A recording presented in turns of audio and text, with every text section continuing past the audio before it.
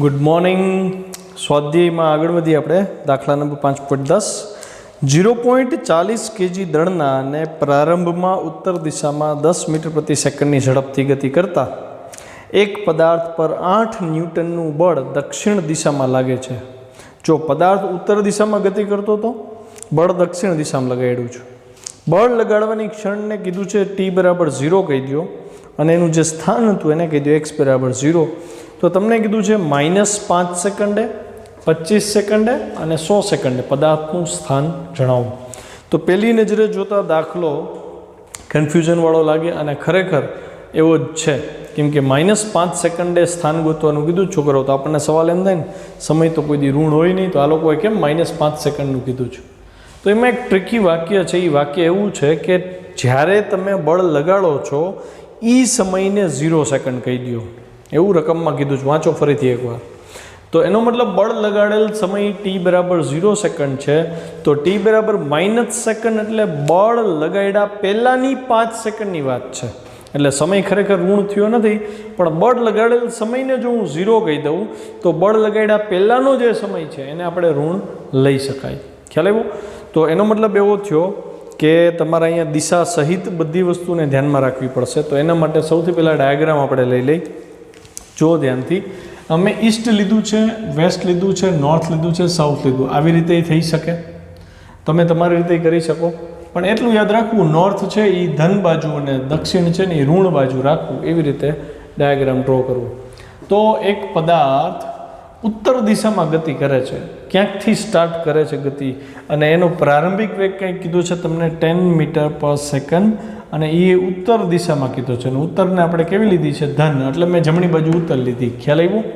તો એનો મતલબ એક પદાર્થ આવી રીતે જાય છે, જો ઉત્તર દિશામાં જાય છે આમ 10 મીટર પર સેકન્ડની સ્પીડથી. હવે તમને એમ કે છે એની ઉપર એક બળ લગાડ્યું, બળ છે 8 ન્યૂટનનું અને બળ છે દક્ષિણ દિશામાં. હવે ઇમેજિન કરો કે એક પદાર્થ અગર આમ જતો હોય અને તમે અહીંથી આમ બળ લગાડો તો પદાર્થ ડાયરેક્ટ કંઈ, જો અત્યારે 10ની સ્પીડથી જાય છે, હવે તમે આમ બળ લગાડશો તો ડાયરેક્ટ કંઈ આમ ગતિ નહીં કરવા માંડે. પહેલાં શું થશે તો કે આ 10ની સ્પીડથી ગતિ કરતો હતો, હવે બળ લગાડ્યું એટલે ધીમે ધીમે એનો વેગ ઘટીને 0 થશે. એટલે કે થોડુંક તો આગળ જશે, વેગ ઘટવા લાગશે, 0 થશે. હજી બળ તો તમે લગાડેલું જ છે, એટલે વળી એ જ બળની અસર હેઠળ એ આવી રીતે ગતિ કરશે. ખ્યાલ આવ્યો? મતલબ પહેલાં જતો તો એ ઉત્તર દિશામાં, હવે 0 સેકન્ડે તમે બળ લગાડ્યું, તો એનો મતલબ એવો થયો ને કે એની પહેલાંની 5 સેકન્ડમાં પદાર્થ અહીં ક્યાંક હતો, તો 5 સેકન્ડમાં અહીંયાથી અહીંયા પહોંચ્યો. હવે તમે બળ લગાડ્યું આ દિશામાં, એટલે હજી થોડોક આગળ જશે, કેમ કે એની પાસે કંઈક ગતિ હતી. હવે આ બળની અસર હેઠળ પાછો આમ ગતિ કરશે. તો તમને કીધું છે 30મી સેકન્ડે, -5મી સેકન્ડે અને 100મી સેકન્ડે પદાર્થનું સ્થાન ક્યાં હશે એ મેળવો. તો ચલો સૌથી પહેલાં આપણે -5 સેકન્ડનો હિસાબ કરીએ. જો પ્રારંભિક વેગ છે 10 મીટર પર સેકન્ડ, ઉત્તર દિશા છે, મેં ધન લીધું છે, માસ 0.40 kg. પદાર્થ પર બળ લગાડવામાં આવ્યું, એ કુલ સમય કેટલો હતો? 30 સેકન્ડ. એટલે હું અહીં લખું છું કુલ સમય. અચ્છા, બળ લગાડવાનું શરૂ કરવાનો જે સમય હતો એ રકમમાં કીધો છે 0 સેકન્ડ, અને જે સ્થાને બળ લગાડ્યું એ સ્થાનને આપણે કહી દીધું 0. ધારો કે ઉગમ બિંદુ. બરાબર? અચ્છા, હવે t બરાબર -5 સેકન્ડે કણનું સ્થાન શું હશે? કણ કઈ દિશામાં ગતિ કરતો હતો? ઉત્તર તરફ. બળ લગાડ્યું ક્યારે? ઉગમ બિંદુએ તમે બળ લગાડ્યું. કઈ દિશામાં બળ લગાડ્યું? દક્ષિણ દિશામાં બળ લગાડ્યું. તો 5 સેકન્ડ પહેલાં પદાર્થ ક્યાં હશે? તો કે ઉત્તર દિશામાં જતો હતો અને બળ તમે અહીંયા લગાડ્યું, તો 5 સેકન્ડ પહેલાં પદાર્થ અહીંયા ક્યાંક હશે ને. 5 સેકન્ડ પછી અહીંયા પહોંચ્યો હશે, અહીંયા પહોંચ્યા પછી તમે આ દિશામાં બળ લગાડ્યું, અહીંથી થોડોક આગળ જશે, ત્યાંથી પાછો રિબાઉન્ડ થઈ અને આ દિશામાં ગતિ ચાલુ કરશે. તો સૌથી પહેલાં હું હિસાબ કરીશ -5 સેકન્ડે કણનું સ્થાન. -5 સેકન્ડ એટલે બળ લગાડ્યું તે પહેલાંની 5 સેકન્ડ. આ વચ્ચે વર્ણનું એટલે લખતો જાઉં છું કે કદાચ 1 મહિના પછી ફેરબુક ઉગાડીને જુઓ, આ વાંચો તો ભૂલ ન થાય. તો x1 બરાબર ut. કેમ? તો કે બળ તો લગાડ્યું નહોતું ને, -5 સેકન્ડે તો બળ હતું નહીં, બળ તો 0 સેકન્ડે લાગ્યું, એટલે અચળ વેગી ગતિ થઈ, પ્રવેગી ગતિ નથી. તો અચળ વેગી ગતિનું સૂત્ર x1 બરાબર શું થાય? ut. આ કેવી રીતે આવ્યું? તો કે વેગ બરાબર આ વેગ છે, u ને બદલે આપણે પ્રારંભિક વેગ લખી નાખીએ, v0 કયો કે u કયો બે એક જ થાય. તો x1 બરાબર v0t થાય, બળ બરાબર 0, તો પ્રવેગી 0, એટલે 80 વાળું પદ જે 1/2 80² વાળું પદ છે એ 0 થઈ ગયું. x1 બરાબર v0 10 હતા, એ ધન લીધા, t -5 હતો એટલે -5. તો જવાબ શું આવ્યો? -50 મીટર. માઇનસ સાઇન એવું કહે છે કે ઉગમ બિંદુથી ડાબી બાજુ હતી, એટલે આ આપણું x1 છે. ખ્યાલ આવ્યો? એટલે હું અહીં લખી શકું દક્ષિણ દિશામાં એ હશે -5 સેકન્ડે. ખ્યાલ આવ્યો? આની કંઈ જરૂર નથી હવે.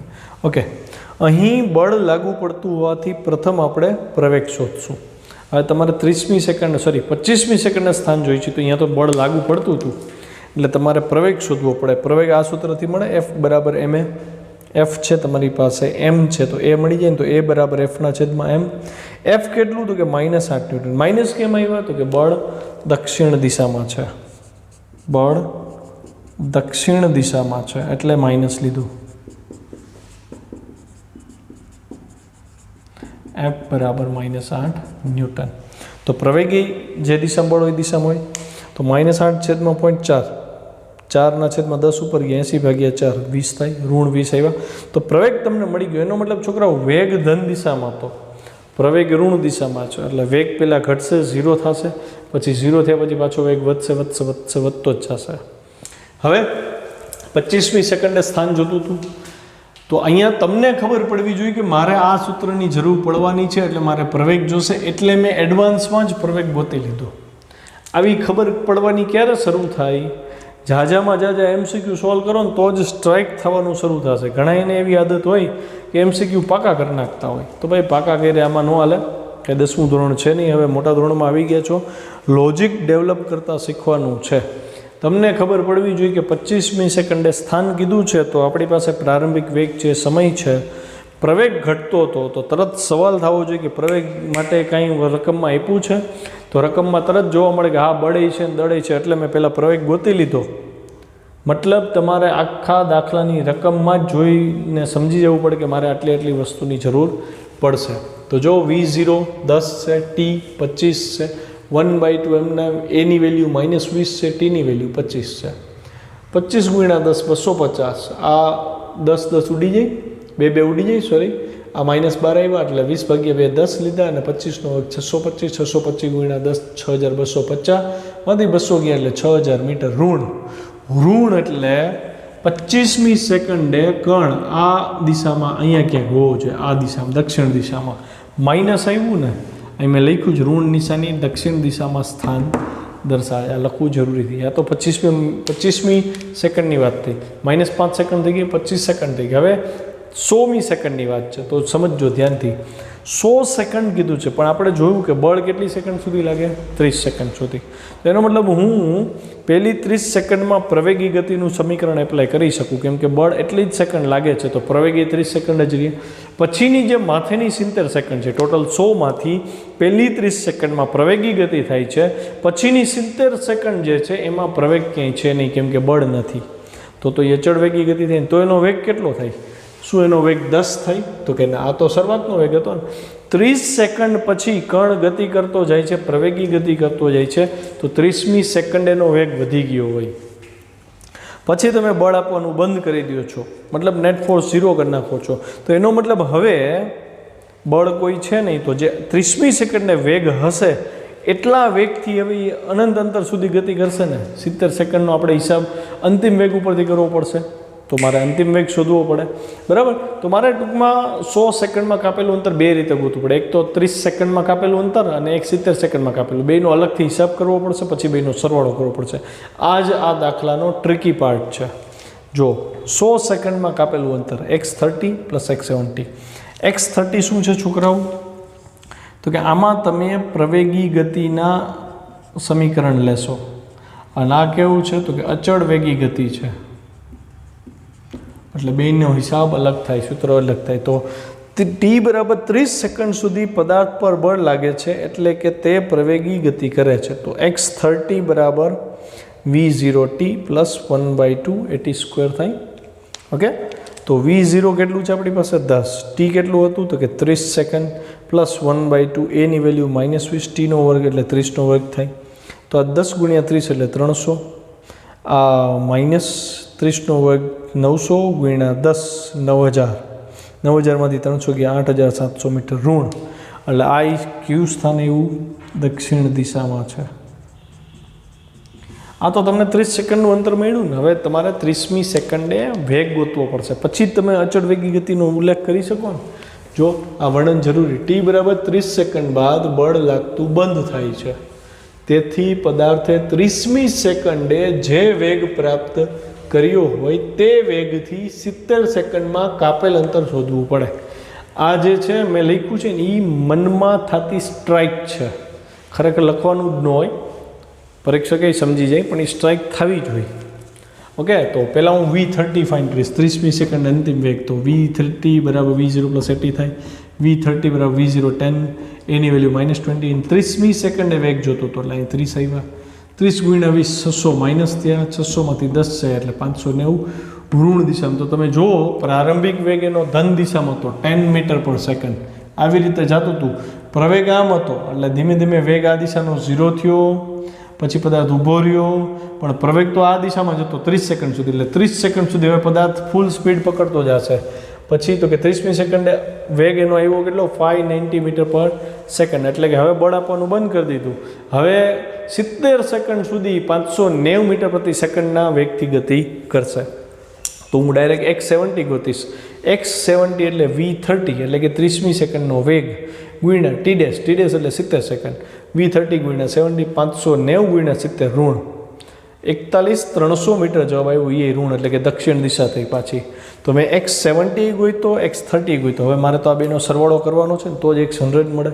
તો x100 એટલે x30 પ્લસ x70 એટલે કે 8700 અને 41300 બે ઋણ એટલે -50,000 એટલે -50 કિલોમીટર. એનો મતલબ કે જો આટલા પ્રવેગથી આટલું બળ તમે આપ્યું હોય તો એ 100 સેકન્ડમાં ઉગમ બિંદુથી 5 કિલોમીટર દક્ષિણ તરફ પહોંચી ગયા હોય. દાખલો પૂરો. ચલો, દાખલા નંબર 5.11. એક ટ્રક સ્થિર સ્થિતિમાંથી શરૂ કરી 2 મીટર પર સેકન્ડ સ્ક્વેરની પ્રવેગિત ગતિ કરે છે. 10 સેકન્ડ બાદ ટ્રકની ઉપર એક વ્યક્તિ ઊભો છે કે જેની ઊંચાઈ જમીનથી 6 મીટર છે. એ પથ્થરને મૂકે છે, મતલબ જે પથ્થરને મૂક્યો ને એ મૂકવાથી જ્યાં એની હાઈટ હતી ત્યાંથી જમીનની ઊંચાઈ જે છે એ 6 મીટર છે. બરાબર છે. તમને કીધું છે કે તો t બરાબર 11મી સેકન્ડે પથ્થરનો વેગ શોધો અને પ્રવેગ શોધો. હવાનો અવરોધ અવગણવાનો છે. જો બહુ ટ્રિકી ક્વેશ્ચન છે, મસ્ત ક્વેશ્ચન છે. ઇમેજિન તો કરો ખાલી. તમે ટ્રકની અંદર ઊભા છો, તમારા હાથમાં એક પથ્થર છે. 10મી સેકન્ડ 10 સેકન્ડ સુધી તમે કાંઈ નથી કરતા. હવે 0 સેકન્ડે ટ્રક પ્રવેગી ગતિ શરૂ કરે છે, એનો મોટો પ્રારંભિક વેગ 0 છે, એનો ગતિની શરૂઆત કરી. 10 સેકન્ડ સુધી રાહ જોઈ તમે, ત્યાં સુધીમાં ટ્રક પર્ટિક્યુલર સ્પીડ પકડી લીધી હશે. એટલે ટ્રક હવે આવી રીતે જાય છે, સમજતા જાજો. તો તમે ઊભા છો તો તમારો વેગ એ ટ્રક જેટલો છે, તમારા હાથમાં પથ્થર છે તો પથ્થર નહીં, ટ્રક જેટલો જ વેગ મળ્યો. હવે 10 સેકન્ડ જેવી થઈ, સ્ટોપ વોચ આપણે લઈને ઊભા હતા, 10મી સેકન્ડે આપણે પથ્થરને મૂકી છીએ. સમજો, અહીંથી બારીકાઈ સમજો. ટ્રક પ્રવેગી ગતિ કરે છે, તમારા પગ ટ્રકમાં અડેલા છે એટલે તમારી ગતિ એ પ્રવેગી ગતિ હતી. પથ્થર તમારા હાથમાં હતો એટલે પથ્થરની ગતિ એ અત્યાર સુધી પ્રવેગી ગતિ હતી. પણ જેવો તમે પથ્થર મૂકો છો એટલે પથ્થર કોન્ટેક્ટમાંથી વયો ગયો, એટલે પથ્થરને ટ્રક વડે લાગતું બળ મળતું બંધ થઈ ગયું. તો હું હવે કહી શકું કે ટ્રકનો પ્રવેગ પથ્થરને મળતો નથી, કેમ કે પ્રવેગ પોતાની સ્મૃતિ નથી રાખતો. પદાર્થને પ્રવેગની સ્મૃતિ રહેતી નથી. એટલે કે ટ્રકને જે પ્રવેગ આપણે શરૂઆતથી આપતા આવ્યા હતા, હજી પ્રવેગી ગતિ જ કરે છે, પણ 10મી સેકન્ડે પથ્થરને મૂક્યો એટલે પથ્થરને પ્રવેગ મળતો તમે બંધ કરી દીધો. પણ આપણે એવી વાત એ થઈ હતી કે પથ્થરને વેગ તો મળશે. મતલબ ધારો કે ટ્રક 100ની સ્પીડથી જતો હોય તો તમારું બોડી 100ની સ્પીડથી જતું હોય તો પથ્થરે 100ની સ્પીડથી આમ તો જાય જ છે. ખ્યાલ આવ્યો? એનો મતલબ પથ્થરની હવે પરિસ્થિતિનો વિચાર કરજો કે જેવો તમે 10મી સેકન્ડે પથ્થર મૂક્યો એટલે પથ્થર ખરેખર ટ્રકની સ્પીડમાં આમ આગળ જવા માટે એનું ઝડપતું એને કહે કે ભાઈ તું આગળ જ જાજે, 20ની સ્પીડથી જાજે, કેમ કે અહીંયા તો કોઈ રોકવાવાળું નથી. પણ હવે ગુરુત્વ પ્રવેગ ભાગ ભજવશે. અત્યાર સુધી તો પકડી રાખ્યો હતો એટલે ગુરુત્વ પ્રવેગની અસર થવા નહોતા દેતા, પણ હવે તો તમે મૂકી દીધું એટલે ગુરુત્વ પ્રવેગ પથ્થરને કહેશે ભાઈ તું નીચે આવી જા પ્રવેગી ગતિ કરીને. જ્યારે ટ્રકની સ્પીડ એ પથ્થરને મળી ગઈ, 10મી સેકન્ડે ટ્રકની જે સ્પીડ હતી પથ્થરને મળી, તો ટ્રકની સ્પીડને લીધે પથ્થરે સમક્ષિતિજ જવું પડશે. મતલબ સમક્ષિતિજ દિશામાં અચળ વેગથી જશે. અને નીચે તરફ પ્રવેગી ગતિ કરશે તો અચળ વેગી ગતિ અને અચળ પ્રવેગી ગતિ બે પરસ્પર લંબ થઈ તો આવી ગતિને પ્રક્ષિપ્ત ગતિ કહેવાય. તો હું કહી શકું ને કે અહીંયા પથ્થરની પ્રક્ષિપ્ત ગતિ થશે. એવું ન થાય કે પથ્થરને મૂકો તો એ સીધો જ નીચે પડે, નહીં થાય. સમજાણું? પથ્થરને જ્યારે તમે મૂકો છો ત્યારે પથ્થરની ગતિ ત્રીજો વ્યક્તિ જે રોડ ઉપર ઊભો હોય ને એને જે દેખાશે ને એ પરવલયાકાર માર્ગ દેખાશે. આપણને અલગ દેખાય કારણ કે આપણે ટ્રકમાં હતા અને ટ્રકની સાથે આપણે પ્રવેગમાં હતા એટલે આપણને પથ્થરની ગતિ અલગ દેખાય. પણ જે ત્રીજી વ્યક્તિ છે જે સ્થિર નિર્દેશ ફ્રેમમાં ઊભેલી છે એના માટે પથ્થર જે છે એ પરવલયાકાર માર્ગે આગળ વધે. કેમ કે એણે જોયું કે ટ્રકની સ્પીડ ધારો કે 100 છે તો પથ્થરની સ્પીડ 100 છે, પછી પથ્થરને ગુરુત્વ પ્રવેગ નીચે લાગે છે એટલે એ 100ની સ્પીડ અને ગુરુત્વ પ્રવેગ બેયની સંયુક્ત અસર રૂપે એને આમ પથ્થર પરવલયાકાર માર્ગે જતો જોવા મળે. ખ્યાલ આવ્યો? હવે આને વસ્તુને આપણે ગણતરી કરી અને દર્શાવવાની છે. ચલો જુઓ, ટ્રકનો પ્રારંભિક વેગ આપી દીધો છે. ટ્રકનો પ્રારંભિક વેગ કેટલો છે? તો કે 0 મીટર પર સેકન્ડ, કેમ કે સ્થિર હતો. પ્રવેગ આપ્યો છે ટ્રકનો 2 મીટર પર સેકન્ડ સ્ક્વેર. તો સમય 10 સેકન્ડ કીધું કે ભાઈ 10 સેકન્ડે પથ્થરને મૂકવામાં આવ્યો તો પહેલાં તો ટ્રકનો વેગ ગોતવો પડે ને 10મી સેકન્ડ. એટલે 10 સેકન્ડના અંતે ટ્રકની ઝડપ કેટલી? તો કે v બરાબર v0 પ્લસ at જેટલી. v એમના v0 કેટલો છે? તો કે 0. a કેટલો છે? 2. t કેટલો છે? 10. તો મને ટ્રકની સ્પીડ મળી 20 મીટર પર સેકન્ડ. આ થઈ 10મી સેકન્ડે ટ્રકની ઝડપ. એનો મતલબ પથ્થરને જ્યારે હું મૂકીશ ત્યારે ટ્રકની સ્પીડ ઓલરેડી એને મળેલી જ છે. એનો મતલબ પથ્થરની સમક્ષિતિજ દિશા, સમક્ષિતિજ દિશા કેમ? તો કે ટ્રકે રોડ ઉપર સમક્ષિતિજ જતો હોય ને તો પથ્થરની દિશા સમક્ષિતિજ રહેશે 20 મીટર પર સેકન્ડ. તો જો અહીંયા આન્સર એ, પથ્થર પર સમક્ષિતિજ દિશામાં કોઈ બળ કે પ્રવેગ લાગુ પડે નહીં, કેમ કે કોઈ બળ હાજર હોતું જ નથી મૂકી દીધા પછી. તેથી દરેક ક્ષણે પથ્થરનો સમક્ષિતિજ વેગ કેવો રહેશે? અચળ. તો 10મી સેકન્ડે 20, 11મી સેકન્ડે સમક્ષિતિજ વેગ 20, 12મી સેકન્ડ હોય કે 20મી સેકન્ડ હોય. હા, જમીને ભટકાઈને ઊભો રહી જાય પછીની વાત અલગ છે, પણ આપણને એટલી ખબર પડે બાહ્ય બળ 0 હોય તો સ્થિર પદાર્થ સ્થિર રહે, અચળ વેગથી ગતિ કરતો પદાર્થ અચળ વેગી ગતિ ચાલુ રાખે. એનો મતલબ દરેક સેકન્ડે પથ્થર સમક્ષિતિજ દિશામાં અચળ વેગથી ગતિ કરવાનું ચાલુ રાખે. તો 10મી સેકન્ડે વેગ જેટલો હશે એટલો જ એનો વેગ 11મી ક્ષણે અથવા તો દરેક ક્ષણે થાય. એટલે મેં લખ્યું vx બરાબર 20 મીટર પર સેકન્ડ. 10મી સેકન્ડે આટલો ને 11મી સેકન્ડે એટલો જ થશે, કેમ કે દરેક ક્ષણે એ વેગ સરખો હોય. અચ્છા, 10મી સેકન્ડે હવે પથ્થરને તમે મુક્ત કર્યો હતો તો એ નીચે તરફ ગતિની શરૂઆત કરતો. હવે હું શિરોલંબ ગતિની વાત કરું તો મુક્ત પતન કરાવો છોકરાઓ ત્યારે નીચે તરફ પ્રારંભિક વેગ કેટલો હોય? 0. વાય દિશાનો પ્રારંભિક વેગ 0. તો હું અહીં લખી શકું ને કે ભાઈ 10મી સેકન્ડે પથ્થરને મુક્ત કરવામાં આવે છે તો 10મી સેકન્ડે તેનો અધો દિશામાં પ્રારંભિક વેગ v0 y એક્સ ઉપરની વાત છે એટલે 0 મીટર પર સેકન્ડ થાય. અચ્છા, તમને કીધું છે રકમમાં 11મી સેકન્ડે વેગ ગોતવાનો, તો મારે 11મી સેકન્ડે અધો દિશામાં અંતિમ વેગ ગોતવો પડે ને. 10 સેકન્ડે પ્રારંભિક વેગ 0 હતો, 11મી સેકન્ડે વેગ ગોતવો છે તો સમયનો તફાવત કેટલો થયો? 10 થી 11ની વચ્ચે 1 સેકન્ડ. 1 સેકન્ડમાં વેગ કેટલો બદલાય ને એ જોવું છે. તો હું આ જ સમીકરણ લઉં ને, vy બરાબર v0y પ્લસ at. a એટલે ગુરુત્વ પ્રવેગ હતો શિરોલંબ દિશામાં, t એટલે 1 સેકન્ડ થાય, 10 થી 11 સેકન્ડની વાત છે એટલે અંતિમ વેગ ગોતવાનો, પ્રારંભિક વેગ 0 છે. તો જો vy બરાબર 0, કેમ કે પ્રારંભિક વેગ 0 હતો, પ્રવેગ g ગુરુત્વ પ્રવેગ આવે એટલે 10 લીધો અને સમયગાળો કેટલો હતો? તો કે 10મી સેકન્ડે તો એને મૂક્યો એટલે એની ગતિ જ 1 સેકન્ડ થઈ અને 11મી સેકન્ડનો હિસાબ મૂક્યો એટલે 11 - 10 થાય. તો જવાબ આવ્યો vy એટલે 10 મીટર પર સેકન્ડ. એનો મતલબ 11મી સેકન્ડે વાય દિશામાં વેગ એનો 10 મીટર પર સેકન્ડ છે, જ્યારે 11મી સેકન્ડે સમક્ષિતિજ દિશામાં એનો વેગ 20 મીટર પર સેકન્ડ છે. તો તમને વેગના બે ઘટક મળ્યા, એક એક્સ દિશામાં, એક વાય દિશામાં. તો આઈ કેરેટ જે કેરેટ લેવા પડે ને, આપણે પોઝિટિવ એક્સને આઈ કેરેટ લઈ છીએ અને નીચેનાને જો લેવું હોય તો તમે ઋણ જે કેરેટ લઈ શકો છો, બરાબર. તો અહીંયા હું માઇનસ લખીશ કેમ કે નીચે જાય છે ને એટલા માટે. ઓકે, તો સદિશ v બરાબર 20 આઈ કેરેટ માઇનસ 10 જે કેરેટ થાય, હા કે ના? ઓકે, તો mode of v is equal to મૂલ્ય પહેલાં ગોતી લઈએ, 20નો સ્ક્વેર અને 10નો સ્ક્વેર. મૂલ્ય જ છે એટલે આ તો ન આવે અહીંયા, તો 22.4 આવે છે. ચેક કરજો, 500નું વર્ગમૂળ લીધું, 20નો સ્ક્વેર 400, 10નો સ્ક્વેર 500, 22.4 આવે કે નહીં કયો મને. અને જો આ વેગ સમક્ષિતિજ સાથે થીટા ખૂણે હોય, બરાબર, તો tan થીટા બરાબર vy છેદમાં vx થાય છોકરાઓ. તો vy છેદમાં vx કરો એટલે અહીં -10/20 થાય એટલે -1/2 થાય. તો થીટા બરાબર કેટલો થાય? 26.7 ડિગ્રી થાય. એ તમને માઇનસ મળે. આ માઇનસ કેવી રીતે?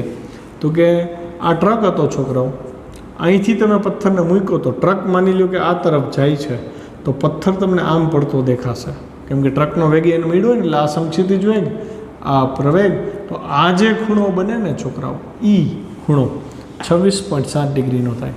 આપણે ધન એક્સની દિશામાં ગતિની વાત કરીએ તો ટ્રક છે એ ધન દિશામાં જાય, તો આ ટ્રકનું ગતિ આ તરફ છે, તો અહીંથી તમે પથ્થરને મૂક્યો તો પથ્થર આવી રીતે પડે, કેમ કે આ જે ટ્રકનો વેગ છે એ પથ્થરને મળ્યો હોય. તો આ જે ખૂણો બને ને છોકરાઓ, સમક્ષિતિજ સાથેનો ખૂણો, આ પ્રારંભિક વેગ થયો, તો સોરી પ્રારંભિક વેગ નહીં, 11મી સેકન્ડનો વેગ થયો, એ આપણને 26.7 ડિગ્રી, ચોથું ચરણ આવ્યું એટલે માઇનસ આવ્યું. Okay, answer B. તમને પ્રવેગે પૂછ્યા છે એના, તો આપણને ખબર સમક્ષિત દિશામાં તો કોઈ પ્રવેગ હતો નહીં, એટલે x બરાબર 0 થાય. વાય દિશામાં એક જ પ્રવેગ લાગુ પડે છે ને, g બરાબર 10 મીટર પર સેકન્ડ સ્ક્વેર. અહીં ઘણા એવું મન થઈ જાય કે સર ટ્રકનો પ્રવેગ એને ન મળે. આપણે વાત થઈ હતી ને કે ભાઈ ટ્રકનો પ્રવેગ એને ક્યારે મળે? તો કે ટ્રકના કોન્ટેક્ટમાં હોય ને ત્યાં સુધી જ મળે.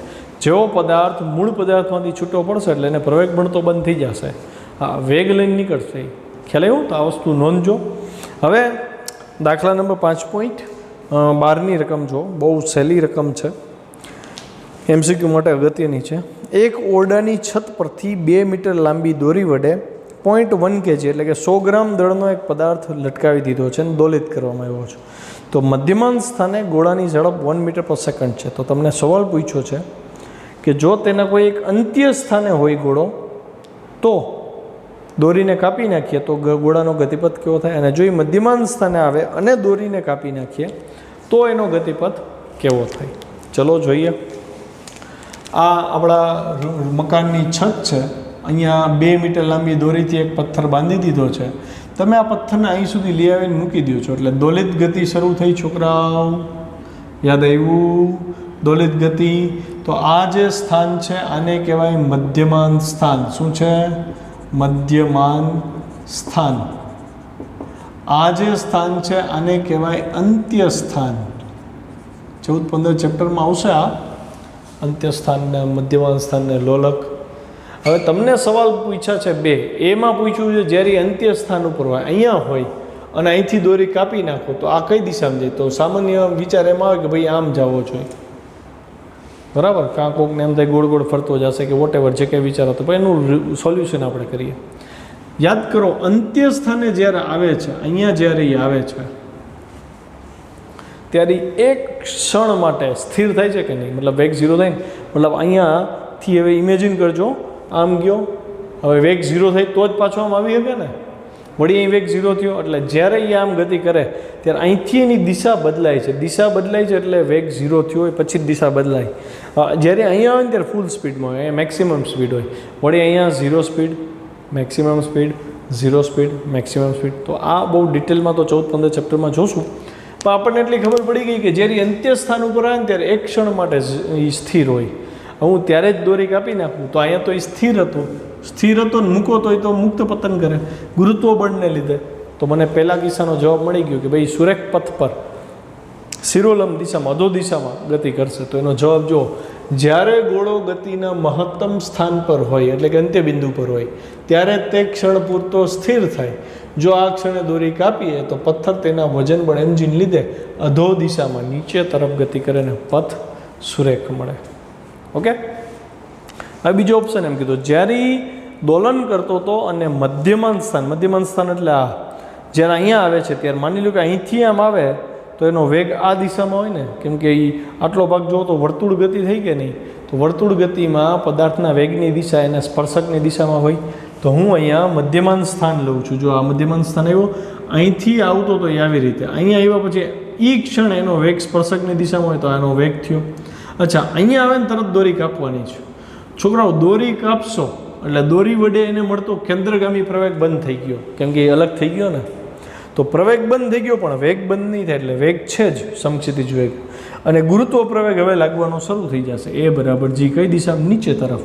તો એક સમક્ષિતિજ વેગ મળ્યો અને શિરોલંબ પ્રવેગ મળ્યો. તો આ તો પાછી પ્રક્ષેપ ગતિની શરત થઈ કે એક અચળ વેગ હોય, એક અચળ પ્રવેગ હોય, બે પરસ્પર લંબ હોય તો પદાર્થ પ્રક્ષેપ ગતિ કરે, પ્રક્ષેપ ગતિ કરતો પદાર્થ પરવલયાકાર ગતિ કરે. તો અહીં તમે જો આ વેગ છે અને આ પ્રવેગ છે, તો લોલક આ દિશામાં નીચે આવશે તો આ પરવલયાકાર માર્ગ થયો. જો જ્યારે ગોળો તેના મધ્યમાન સ્થાને આવે ત્યારે તેનો સમક્ષિતિજ વેગ 1 મીટર પર સેકન્ડ સ્ક્વેર હોય અને શિરોલંબ દિશામાં તે ગુરુત્વ પ્રવેગ અનુભવે. તેથી ગોળો પ્રક્ષિપ્ત પદાર્થની જેમ વર્તે અને પરવલયાકાર માર્ગે ગતિ કરે. ઓકે, ચલો સ્વાધ્યાયનો દાખલા નંબર 5.13.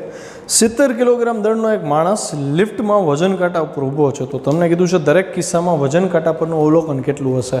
ચલો, બહુ મસ્ત ક્વેશ્ચન છે ને. હું આમાં તમને 2 ટેકનિક શીખડાવીશ. એક જે ટેક્સ્ટબુકમાં જે ભણ્યા જોઈએ અને બીજું જે છે એ ટેક્સ્ટબુકમાં નથી, ઓલ્ડ સિલેબસમાં હતી ને એ મેથડ. તો પહેલાં હું ઓલ્ડ સિલેબસવાળી મેથડથી આખું ગણાવીશ એટલે એક નવી મેથડ શીખવા મળે.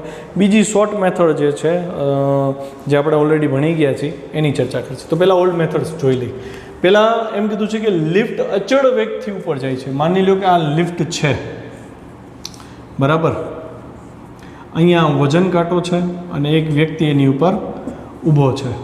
હવે આ વ્યક્તિ અહીં ઊભો છે અને લિફ્ટ પોતે અચળ વેગથી જાય છે. અચળ વેગથી જાય છે છોકરાઓ, એટલે આ વ્યક્તિને એવો ભાસ થાય કે પોતે સ્થિર છે લિફ્ટની સાપેક્ષે. ઓકે, અને અચળ વેગથી જતું હોય એટલે શરૂઆતમાં તમે ઇમેજિન કરો, સ્વિચ ચાલુ કરી એટલે સ્થિર લિફ્ટ હતી, લિફ્ટ સ્થિર હતી અને એમાંથી સીધો વી વેગ એણે ધારણ કર્યો અને હવે વી વેગથી જ 25 માળ સુધી ઉપર ચડી.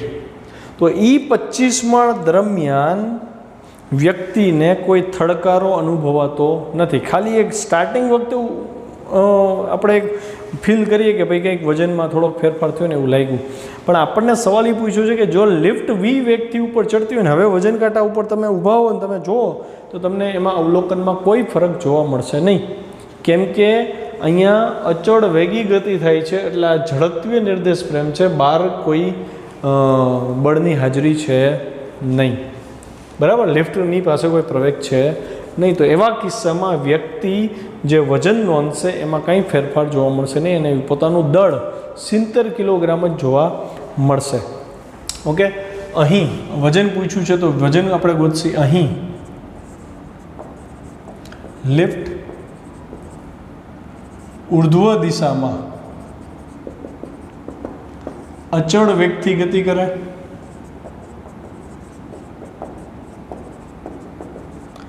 તેથી વ્યક્તિને કોઈ આભાસી પ્રવેગ, જો આ નવું શીખવાનું તો આભાસી પ્રવેગ મળતો નથી. માટે વ્યક્તિને અસરકારક જે પ્રવેગ અનુભવાય એ શું હશે તો કે જી. માટે વજન બળ બરાબર શું તો કે mg.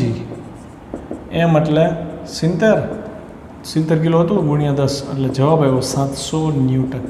વજન કાંટામાં 700 ન્યૂટન દેખાડે એટલે વજન કાંટો 70 કિલોગ્રામ દેખાડે. તો આ વજન બળ ફીલ થયું. ખ્યાલ આવ્યો? તો આપણને સવાલ થાય આભાસી પ્રવેગ છે શું ભાઈ, આ વસ્તુ છે શું, કેમ આભાસી નામ આપ્યું? તો તમને સરસ ઉદાહરણ આપું. માની લો તમે બસમાં ઊભા છો, બસ સ્થિર છે, તમારે ઉપરનું હેન્ડલ નથી પકડવાનું, બરાબર. બસનો ડ્રાઈવર આ બાજુ છે, બરાબર. માની લો અચાનક એક્સિલેટર દે તો બસ જશે આગળ ને તમારું બોડી પાછળ ધક્કો લાગે ને તો તમને ખરેખર કોઈ પાછળ ધક્કો માર્યો નહીં. તો તમે પાછળ કેમ ગયા તો કે તમારા જડત્વને લીધે. તમારા જડત્વને લીધે તમારા બોડીએ જ્યાં હતું ત્યાં સ્થિર રહેવું છે, પણ તમારા પગ બસ સાથે કોન્ટેક્ટમાં છે, બસ તમને આગળ લઈ જાય છે એટલે પગ તમારા આગળ જશે. જ્યારે ઉપરનું બોડી કોન્ટેક્ટમાં નથી અને સ્નાયુ લચીલા હોય એટલે આપણા બોડીને એક કોક ધક્કો, અદૃશ્ય ધક્કો પાછળ લાગતો હોય ને એવું લાગે. ખરેખર કંઈ ધક્કો છે જ નહીં, ખરેખર તો બસ આગળ ગઈ ને. માની લો કે બળ બસ ઉપર જે લગાડ્યું ડ્રાઈવર એ 50 ન્યૂટનનું હતું, તો તમે જ્યારે પાછળ ગયા એ બળ આભાસી બળ કહેવાય. ખરેખર એ બળ છે જ નહીં, છતાંય લાગતું હોય એવો અનુભવ કરાવે છે. તો એ બળ એ 50 ન્યૂટન હોય અને એના હિસાબે તમારું દળ તમને ખબર હોય તો તમારું દળ અને 50 ન્યૂટનનું બળ એ F/m કરો તો તમને તમારો પ્રવેગ મળી જાય. એ પ્રવેગને કહેવાય આભાસી પ્રવેગ. ખ્યાલ આવ્યો? મતલબ કે જ્યારે બસ આગળ જાય છે અને તમે જે પાછળ જાઓ છો તો તમે પાછળ ગયા સ્થિર અવસ્થામાંથી તમે ગતિમાં આવ્યા તો તમે જે પ્રવેગ ધારણ કર્યો એ પ્રવેગ છે આભાસી પ્રવેગ. ખરેખર પ્રવેગ આપ્યો જ નહોતો આપણે તો સ્થિર જ હતા, આપણને ભાસ થયો એટલે એ થયો આભાસી પ્રવેગ. ખ્યાલ આવ્યો? તો સેમ વસ્તુ અહીંયા, તો કે આ અચળ વેગથી જાય છે એટલે આને કોઈ ભાસ થતો નથી. બરાબર છે. માની લ્યો પ્રવેગ ઉપર તરફ હોત છોકરાઓ, તો જેમ કેમ બસનો પ્રવેગ આગળ હતો તો આપણને આભાસી પ્રવેગ પાછળ લઈ ગયો, એવી જ રીતે જો લિફ્ટ એ પ્રવેગ ઉપર અનુભવત તો આપણને આભાસી પ્રવેગ નીચે લાગત. યાદ રાખજો, આભાસી પ્રવેગ ઓલવેઝ એકચ્યુઅલ પ્રવેગની ઓપોઝિટ દિશામાં હોય.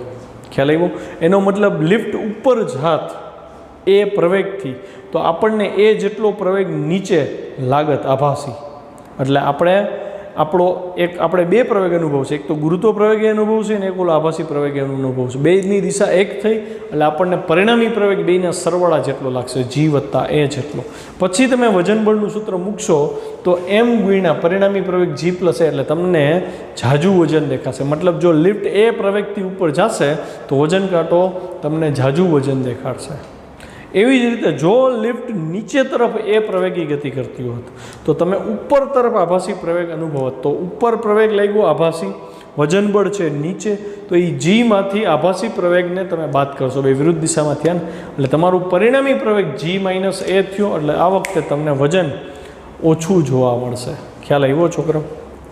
હવે આની વાત કરીએ, જ્યારે લિફ્ટ 5 મીટર પ્રતિ સેકન્ડ સ્ક્વેરના અચળ પ્રવેગથી નીચે ઉતરે છે, જોજો ધ્યાનથી, આ લિફ્ટ છે બરાબર, એનો પ્રવેગ નીચે તરફ એ છે, આ વજન કાંટો છે, એની ઉપર જે વ્યક્તિ ઊભો છે, આ વ્યક્તિને ઊભો રાખી દીધો, આ વ્યક્તિ છે, તો આ વ્યક્તિને વજન બળ જી નીચે લાગે છે અને આ આભાસી પ્રવેગ કઈ દિશામાં લઈ ગયો? ઉપર તરફ. આનું મૂલ્ય કેટલું હોય છોકરાઓ? આના જેટલું જોઈએ એ જોઈએ, પણ દિશા વિરોધી થઈ જાય.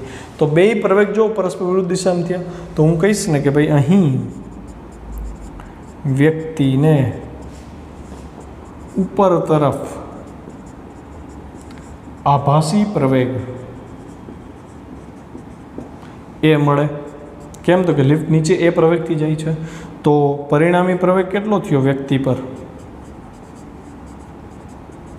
તરત તમે લખશો જી, મોટો છે ને જી, મોટામાંથી નાનું બાદ કરી જી માઇનસ એ, તો 10 માઇનસ એ આપ્યો છે, અચળ પ્રવેગ એ આપ્યો છે 5 મીટર પર સેકન્ડ સ્ક્વેર, એટલે અહીં 5 તો શું આવ્યું? 5 મીટર પર સેકન્ડ સ્ક્વેર પરિણામી પ્રવેગથી નીચે. તો હવે નવું વજન બળ કેટલું આવ્યું જોવો જોઈએ, તો કે વજન બળ ડબલ્યુ બરાબર, આ નવો પ્રવેગ ફીલ થયો એને જી ડેશ કહી દઈ, તો વજન બળ ડબલ્યુ બરાબર એમ જી ડેશ થયો, એમ હતું 70 ગુણ્યા 5, તો 5 સત્તા 35, એટલે 350 ન્યૂટન વજન ફીલ થયું. અહીંયા વજન 700 ન્યૂટન, આ જો એનાથી અડધું આવ્યું ને. ખ્યાલ આવ્યો? વજન ઘટેલું લાગ્યું. ક્યારે? તો કે લિફ્ટ નીચે ઉતરે ને ત્યારે. આ તમે ફીલ કરજો. આપણી લિફ્ટ જનરલી પ્રવેગી ગતિ નથી કરતી હોતી, અચળ વેગી ગતિ કરતી હોય, પણ જ્યારે સ્ટાર્ટ થાય અને ઉપર જવાની શરૂઆત કરે ને એ થોડીક ક્ષણ પૂરતી પ્રવેગી ગતિ હોય. તો તમે ફીલ કર્યું છે જ્યારે અચાનક આમ ઉપર ઊંચકાય ને ત્યારે તમને બોડી હેવી લાગી હોય, અને જ્યારે જરાક એ નીચે આવીને ઊભી રહીએ ને ત્યારે બોડી લાઇટ લાગી હોય. તો નીચે આવે ત્યારે વજન ઓછું ફીલ થાય, ઉપર જાય પ્રવેગી ગતિ કરે તો વજન વધારે લાગે. તો હવે આપણે ઉપર તરફની વાત કરીએ તો એનો ડાયાગ્રામ શું થાય જુઓ, તો કે ભાઈ આ લિફ્ટ છે, આ વજન કાંટો છે, એની ઉપર ઊભેલ વ્યક્તિ છે, વ્યક્તિનો પ્રવેગ જી નીચે છે, લિફ્ટનો પ્રવેગ એ ઉપર છે, આ લિફ્ટનો પ્રવેગ છે, ઉપર જાય છે લિફ્ટ, તો આભાસી પ્રવેગ વ્યક્તિને નીચે તરફ લાગશે, એ આભાસી પ્રવેગ, મૂલ્ય તો એ જ રહેશે. તો તમે જો આ વખતે બે પ્રવેગની દિશા એક જ સમાન આવી, માટે વ્યક્તિને મળતો આભાસી પ્રવેગ અધો દિશામાં એટલે કે નીચે તરફ હોય, તો માટે પરિણામી પ્રવેગ કેટલો મળ્યો વ્યક્તિને, તો કે આ બેના સરવાળા જેટલો એટલે જી પ્લસ એ થાય, 10 પ્લસ 5 15 મીટર પર સેકન્ડ સ્ક્વેર થયો. તો આ કિસ્સામાં વજન કેટલું થાય, તો કે આને હું જી ડબલ ડેશ કહી દઉં, નવું પ્રવેગ.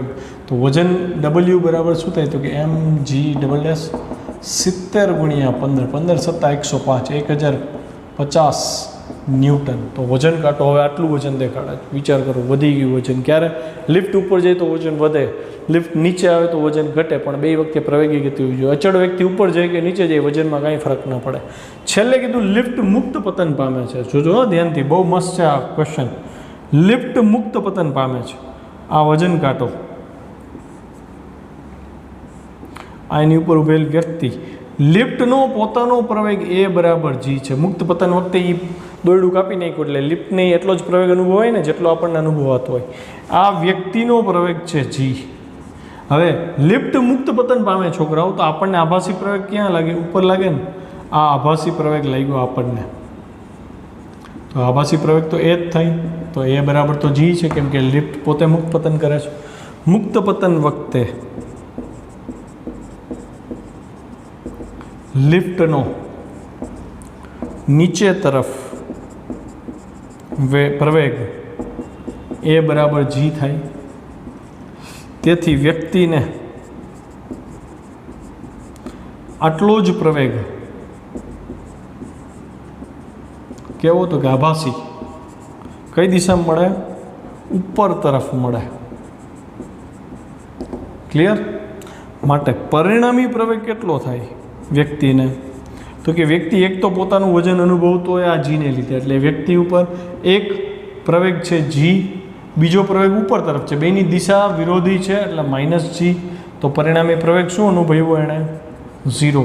તો આ વખતે સ્પ્રિંગ કાંટો છે, વજન કાંટો જે છે એ શું દેખાડશે? તો કે એમ ગુણ્યા જી, અને જી ટ્રિપલ ડેશ કહી દઈ તો જી ટ્રિપલ ડેશ, તો જી ટ્રિપલ ડેશ તો 0 મળ્યો.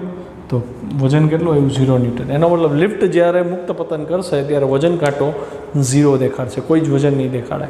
છે ને મસ્ત ક્વેશ્ચન, તો તૈયાર કરી નાખજો. અચ્છા, બીજું આની બીજી એક મેથડ એ મારે શીખડાવી હતી. આ આભાસી પ્રવેગવાળો કોન્સેપ્ટ તો ક્લિયર કરી લીધો. હવે બીજી મેથડ શું છે ખબર છોકરો? સાપેક્ષ પ્રવેગવાળી. એ સમજાવી દઉં. પહેલા કેસમાં જો આનો લિફ્ટનો પ્રવેગ શું છે? 0. તો હું આની ગણતરી આમ લખીશ, વ્યક્તિનો લિફ્ટ સાપેક્ષ પ્રવેગ. આ રીતે થઈ શકે. તો વ્યક્તિનો લિફ્ટ સાપેક્ષ પ્રવેગ હતો એટલે હું એને જી ડેશ કહી દઉં. તો વ્યક્તિનો મૂળ પ્રવેગ કેટલો હતો? તો કે નીચે તરફ હતો જી. અને સાપેક્ષ પ્રવેગ કોની જોઈ છીએ આપણે? તો કે લિફ્ટ સાપેક્ષ છે. તો કે લિફ્ટ સાપેક્ષનો પ્રવેગ સાપેક્ષ વાત છે એટલે માઇનસ એ લેવો પડે. તો જી માઇનસ 0 એટલે જો જી આવ્યું. બસ તો હવે ખાલી એમ જી કરવાનું રહ્યું. જો એમ ગુણ્યા જી કરો એટલે આ જ આવ્યું 700 થયું. આ કિસ્સામાં જો તો કે લિફ્ટનો પ્રવેગ નીચે તરફ, આ પ્રવેગ એ નીચે તરફ, આ બેને હું ઋણ લઈ લઉં સાપેક્ષ વાત કરીએ તો, બરાબર? બીજી મેથડ છે, આ બેનું હું ઋણ લઈ લઉં નીચે છે. તો હું એમ કહું ને વ્યક્તિનો લિફ્ટ સાપેક્ષ પ્રવેગ, સાપેક્ષ પ્રવેગ છે જી ડબલ ડેશ કહું. તો વ્યક્તિનો પ્રવેગ કેટલો હતો? તો કે માઇનસ જી. હા કે ના? બેને પ્લસ લ્યો તો કંઈ ફરક નહીં પડે જવાબમાં, કેમ કે બેની દિશા એક જ છે ને. એટલે જી અને સાપેક્ષ વેગ છે છોકરાઓ, લિફ્ટ સાપેક્ષ છે એટલે તમે માઇનસ મૂકશો સાપેક્ષ હોય ત્યારે, અને એમાંથી લિફ્ટનો પ્રવેગ બાદ થાય તો લિફ્ટનો પ્રવેગ બાદ કર્યો તો જી હતું 10 માઇનસ 5, જો 5 આવ્યું. તો સાપેક્ષ પ્રવેગથી નહીં એ જ જવાબ આવે છે જે અહીંયા આભાસી પ્રવેગથી આવ્યો. ઓકે, આમે થઈ શકે, આમે થઈ શકે. તો આ એક્સ્ટ્રા મેં અહીં પૂછે, MCQ કરો તો આવી રીતે કરો. અચ્છા, આ કેસની વાત કરીએ તો કે લિફ્ટનો પ્રવેગ એ ઉપર છે, આ નીચે છે. તો બેમાંથી ગમે એકને ધન, ગમે એકને ઋણ કહો. હું આને ઋણ કહું ને આને ધન કહી દઉં. બે એક દિશામાં હોય ને તો બેન ધન કહી દઉં ને તો હાલે, પણ બે વિરુદ્ધ દિશામાં એટલે એક ધન એક ઋણ લેવો પડે. મેં ઉપરના ધન નીચેના ઋણ લીધા. તો લિફ્ટ સાપેક્ષ પ્રવેગ જોઈ છે વ્યક્તિનો. તો વ્યક્તિનો પ્રવેગ જી માઇનસ છે, એમાંથી હું કોને બાદ કરીશ? તો કે આના પ્રવેગને બાદ કરીશ. તો આવું થયું. જો બે નિશાની સરખી એટલે જવાબ શું આવે? તો કે 10 માઇનસ 5 એટલે માઇનસ 15 આવ્યો. હવે નિશાનીનો વજનમાં તો નિશાનીનું કોઈ કામ નથી એટલે નિશાની એવું ગણી નાખું. તો 15 મીટર પર સેકન્ડ સ્ક્વેર પ્રવેગ આવ્યો કે નહીં? જો છે. પછી અહીંયા વાત થઈ શકે તો કે લિફ્ટનો પ્રવેગ જી જેટલો હતો, વ્યક્તિનો પ્રવેગ એ જી હતો. તો અહીંયા લિફ્ટ સાપેક્ષ વેગની વાત કરીએ તો શું થાય? તો કે વ્યક્તિનો પ્રવેગ જી, એમાંથી લિફ્ટનો પ્રવેગ બાદ કરો, જો જવાબ 0 આવ્યો. તો આ સાપેક્ષ પ્રવેગથી આખો દાખલો સોલ્વ થાય એમ છે. બસ આજે આટલું રાખીએ. આ દાખલો 2-3 વાર ગણજો. લેક્ચર પૂરો.